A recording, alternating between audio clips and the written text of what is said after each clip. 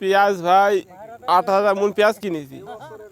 কোনো কটা ভাই পেঁয়াজ খরচ হয়েছে আমার 50,000 টাকা, বেশি কিনে হয়েছে আমার 10,000 টাকা। এই হাতে হারিয়ে কিন্তু না দিয়ে কী করবো বলেন? বুঝলিছি আমি ধরে নিলাম, সমস্যা নাই, ও চিন্তা আমি করছি নিকো। খরচ তো আপনি অনেক খরচ, তো বেতনের যে দাম ওই 7,000 টাকা মন বেতন কিনি, যে পেঁয়াজের অবস্থা আমরা তো মরি শেষ।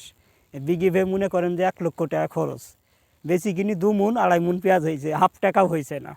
তো এই হেরিকানটা তো এই জন্যই টাঙ্গাইন হয়েছে যে দেখুক জনগণ বুঝুক বা বিষেও একটু দেখুক, বুঝছেন, এই জন্য এই কাজটা করা হয়েছে। তা আপনারা তো একটু তথ্য তো নেওয়ার দরকার আছে, এই জন্য এই কাজটা করা হয়েছে, বুঝছেন।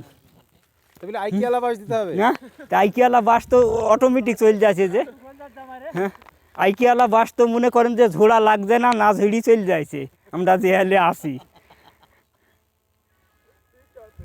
বুঝছেন। আমরা যে কষ্টে আসি কি করব, বেসন কেনার সময় শেখ নিয়ে এলছি নাই, কিছু নাই, এখন এলছি আইনি ভরি দিয়েছে, তা আমরা কী করি বাঁচবো বলেন, আমরা তো শেষ মরি।